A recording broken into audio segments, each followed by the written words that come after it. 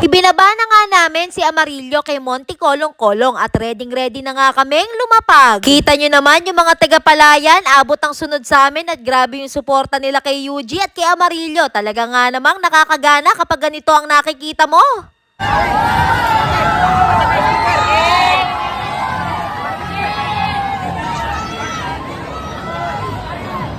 Inilakad na nga ni Yuji si Amarillo papunta sa aming tent at syempre para hindi madumihan ng kanyang gulong nakamedyas yan. Ito nga pala si Sir Richard, siya nga pala yung nag-invite sa atin sa motor show na ito. Salamat po, sir!